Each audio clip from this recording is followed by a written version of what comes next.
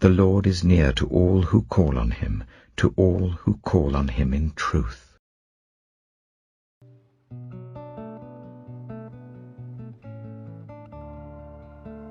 2 Kings chapter 12. In the 7th year of Jehu, Joash became king, and he reigned in Jerusalem for 40 years. His mother's name was Zibiah. She was from Beersheba. Joash did what was right in the eyes of the Lord all the years Jehoiada the priest instructed him. The high places, however, were not removed. The people continued to offer sacrifices and burn incense there. Joash said to the priests, "Collect all the money that is brought as sacred offerings to the temple of the Lord, the money collected in the census, the money received from personal vows, and the money brought voluntarily to the temple.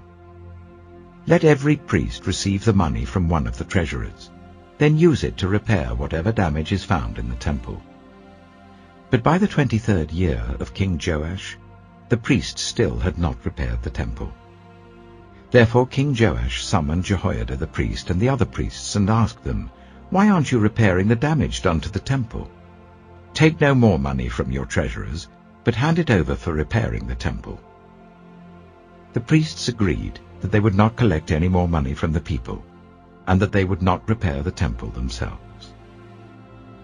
Jehoiada the priest took a chest and bored a hole in its lid. He placed it beside the altar on the right side as one enters the temple of the Lord. The priests who guarded the entrance put into the chest all the money that was brought to the temple of the Lord.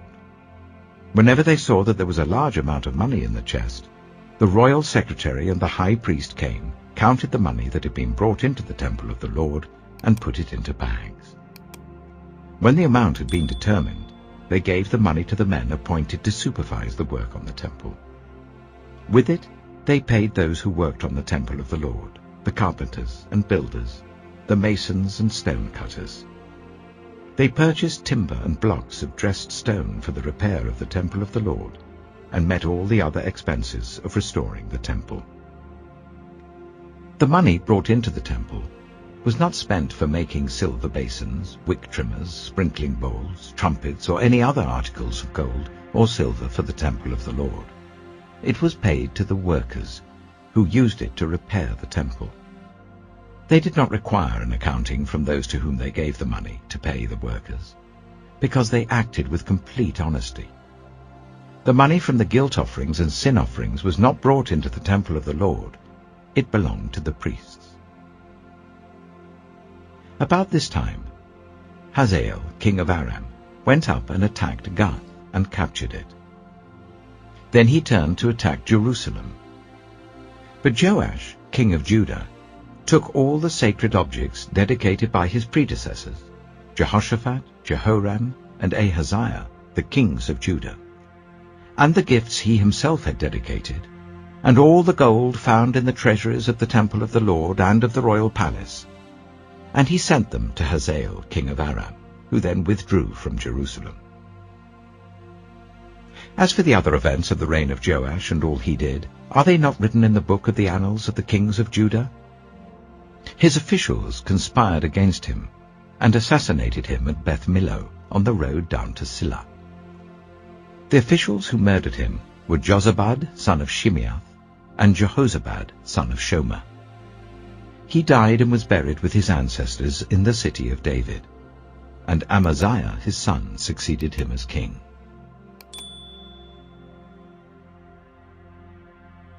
2 Kings chapter 13. In the 23rd year of Joash son of Ahaziah king of Judah, Jehoahaz son of Jehu became king of Israel in Samaria, and he reigned for 17 years. He did evil in the eyes of the Lord by following the sins of Jeroboam son of Nebat, which he had caused Israel to commit, and he did not turn away from them. So the Lord's anger burned against Israel, and for a long time he kept them under the power of Hazael king of Aram and Ben-Hadad his son.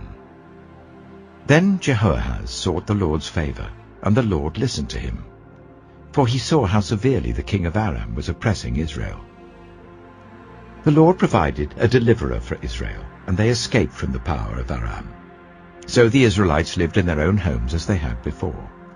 But they did not turn away from the sins of the house of Jeroboam, which he had caused Israel to commit. They continued in them. Also, the Asherah pole remained standing in Samaria. Nothing had been left of the army of Jehoahaz, except 50 horsemen, 10 chariots, and 10,000 foot soldiers, for the king of Aram had destroyed the rest and made them like the dust at threshing time. As for the other events of the reign of Jehoahaz, all he did and his achievements, are they not written in the book of the annals of the kings of Israel? Jehoahaz rested with his ancestors and was buried in Samaria, and Jehoash his son succeeded him as king. In the 37th year of Joash king of Judah, Jehoash son of Jehoahaz became king of Israel in Samaria, and he reigned for 16 years. He did evil in the eyes of the Lord, and did not turn away from any of the sins of Jeroboam son of Nebat, which he had caused Israel to commit. He continued in them. As for the other events of the reign of Jehoash, all he did and his achievements, including his war against Amaziah king of Judah, are they not written in the book of the annals of the kings of Israel? Jehoash rested with his ancestors, and Jeroboam succeeded him on the throne. Jehoash was buried in Samaria with the kings of Israel. Now Elisha had been suffering from the illness from which he died.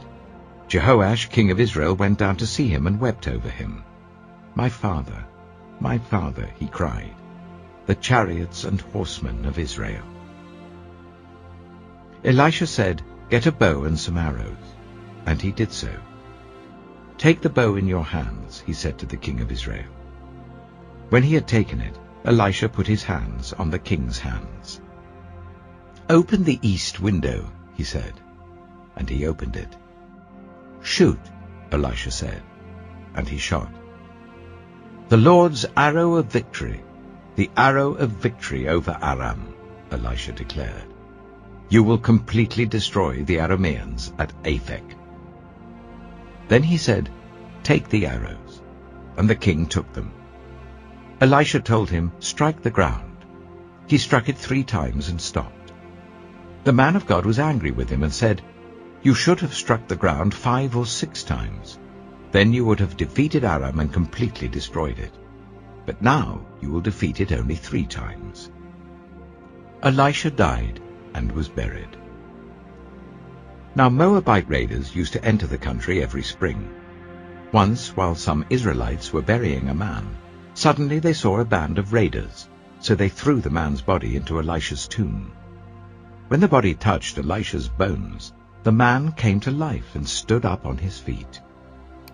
Hazael, king of Aram, oppressed Israel throughout the reign of Jehoahaz. But the Lord was gracious to them and had compassion and showed concern for them, because of his covenant with Abraham, Isaac, and Jacob. To this day he has been unwilling to destroy them or banish them from his presence. Hazael, king of Aram, died, and Ben-Hadad his son succeeded him as king. Then Jehoash, son of Jehoahaz, recaptured from Ben-Hadad, son of Hazael, the towns he had taken in battle from his father Jehoahaz. 3 times Jehoash defeated him, and so he recovered the Israelite towns. 2 Kings chapter 14. In the 2nd year of Jehoash, son of Jehoahaz, king of Israel, Amaziah, son of Joash, king of Judah, began to reign.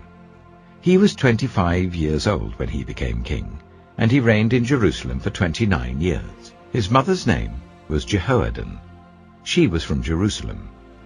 He did what was right in the eyes of the Lord, but not as his father David had done. In everything he followed the example of his father Joash. The high places, however, were not removed. The people continued to offer sacrifices and burn incense there. After the kingdom was firmly in his grasp, he executed the officials who had murdered his father the king. Yet he did not put the children of the assassins to death, in accordance with what is written in the book of the law of Moses, where the Lord commanded, "Parents are not to be put to death for their children, nor children put to death for their parents. Each will die for their own sin." He was the one who defeated 10,000 Edomites in the Valley of Salt, and captured Selah in battle, calling it Joktheel, the name it has to this day. Then Amaziah sent messengers to Jehoash, son of Jehoahaz, the son of Jehu, king of Israel, with the challenge, "Come, let us face each other in battle." But Jehoash, king of Israel, replied to Amaziah, king of Judah, "A thistle in Lebanon sent a message to a cedar in Lebanon. Give your daughter to my son in marriage." Then a wild beast in Lebanon came along and trampled the thistle underfoot. "You have indeed defeated Edom, and now you are arrogant. Glory in your victory, but stay at home. Why ask for trouble, and cause your own downfall and that of Judah also?" Amaziah, however, would not listen. So Jehoash, king of Israel, attacked. He and Amaziah, king of Judah, faced each other at Beth-shemesh in Judah. Judah was routed by Israel, and every man fled to his home. Jehoash, king of Israel, captured Amaziah, king of Judah, the son of Joash, the son of Ahaziah, at Beth-shemesh. Then Jehoash went to Jerusalem and broke down the wall of Jerusalem from the Ephraim gate to the corner gate, a section about 400 cubits long. He took all the gold and silver and all the articles found in the temple of the Lord and in the treasuries of the royal palace. He also took hostages and returned to Samaria. As for the other events of the reign of Jehoash, what he did and his achievements, including his war against Amaziah, king of Judah, are they not written in the book of the annals of the kings of Israel? Jehoash rested with his ancestors and was buried in Samaria with the kings of Israel, and Jeroboam his son succeeded him as king. Amaziah, son of Joash, king of Judah, lived for 15 years after the death of Jehoash, son of Jehoahaz, king of Israel. As for the other events of Amaziah's reign, are they not written in the book of the annals of the kings of Judah? They conspired against him in Jerusalem, and he fled to Lachish. But they sent men after him to Lachish and killed him there. He was brought back by horse and was buried in Jerusalem with his ancestors in the city of David. Then all the people of Judah took Azariah, who was 16 years old, and made him king in place of his father Amaziah.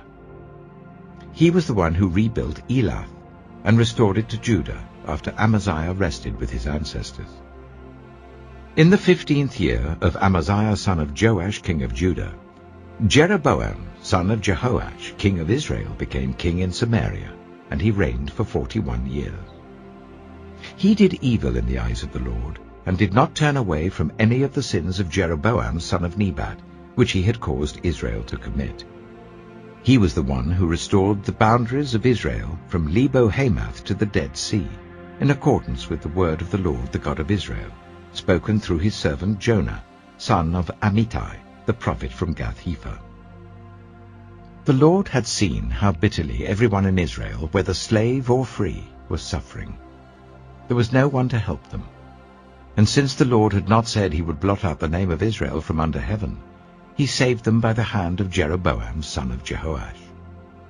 As for the other events of Jeroboam's reign, all he did and his military achievements, including how he recovered for Israel both Damascus and Hamath, which had belonged to Judah, are they not written in the book of the annals of the kings of Israel?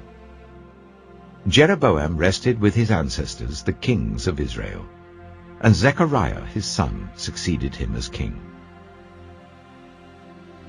Finally, brothers and sisters, whatever is true, whatever is noble, whatever is right, whatever is pure, whatever is lovely, whatever is admirable, if anything is excellent or praiseworthy, think about such things.